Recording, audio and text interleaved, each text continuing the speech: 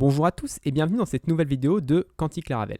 Aujourd'hui, une vidéo un petit peu spécifique où je vais parler de comment créer une application PHP sans utiliser le framework Laravel, mais en ayant l'impression d'être un petit peu dans le même écosystème en utilisant la même architecture.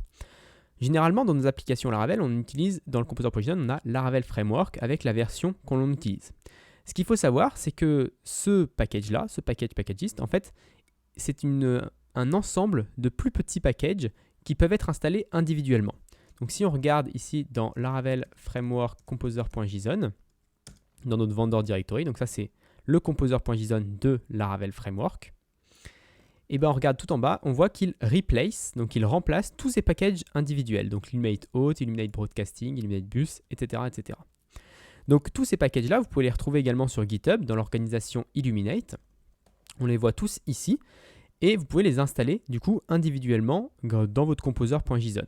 C'est très pratique si vous voulez créer par exemple une bibliothèque qui ne dépend pas du framework totalement, mais seulement de par exemple juste support, donc vous avez les collections, les service providers, database c'est Eloquent, file system c'est pour tout ce qui est accès aux fichiers, view si vous voulez juste render du blade, voilà, etc., etc. Donc vous pouvez installer individuellement tous ces packages là.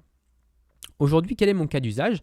C'est si je veux créer une application PHP très classique, par exemple ici, j'ai un script.php, donc vraiment quelque chose de très bateau, que je veux mettre sur Git, mais je n'ai pas envie de mettre sur Git toutes les dépendances, parce que j'ai envie de faire des requêtes HTTP, j'ai envie d'utiliser les collections, j'ai des variables secrètes dans ce script, donc je n'ai pas envie qu'elles soient sur Git, donc j'ai envie d'utiliser le .env de Laravel.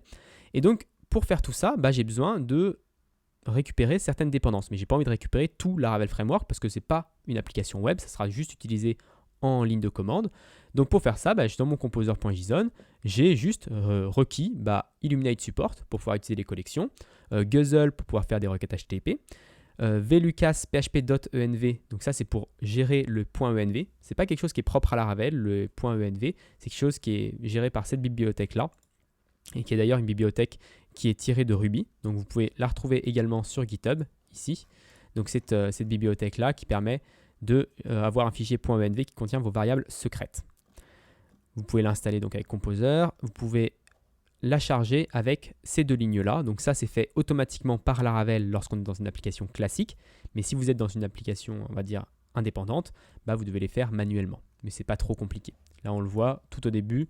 Juste après avoir récupéré mon autoload de Composer, je charge mes variables d'environnement. Et donc, du coup, je me retrouve avec le .env et le .env.example classique de Laravel. Donc là, je peux faire une requête HTTP classique, je peux utiliser la fonction collect pour créer une collection, et puis plus bas, ici, je peux utiliser la fonction map, la fonction implode sur les collections.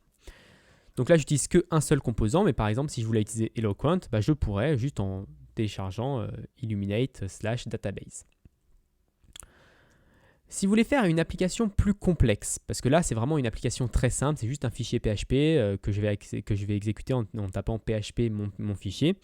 Si vous voulez faire quelque chose un peu plus joli avec des affichages, avoir accès à du log, avoir accès un peu à beaucoup plus de packages Laravel, je vous conseille d'utiliser Laravel 0. Alors je ne l'ai jamais utilisé moi personnellement, mais j'en ai beaucoup entendu parler.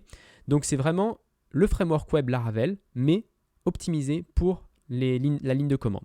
Donc ça va vous permettre d'utiliser les sous-packages Laravel qui sont les plus adéquates pour la ligne de commande. Par exemple, vous avez accès à du log, vous avez accès au scheduler, vous avez accès à collision pour avoir les erreurs jolies en ligne de commande, etc. etc. Et c'est bien sûr configurable, vous pouvez télécharger des bibliothèques supplémentaires et donc vous allez avoir une jolie ligne de commande comme Laravel le fait. Donc vous allez pouvoir définir vos commandes comme vous le faites dans votre application Laravel. Donc ça c'est vraiment si vous voulez créer une application en ligne de commande beaucoup plus complexe. Si vous avez juste besoin de faire un petit fichier PHP pour une tâche, je vous conseille juste de faire un composer.json classique et de require les packages dont vous avez besoin. Donc voilà pour cette petite vidéo un petit peu spéciale.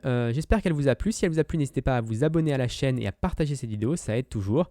Et puis moi je vous donne rendez-vous la semaine prochaine pour une autre vidéo de Quantique Laravel.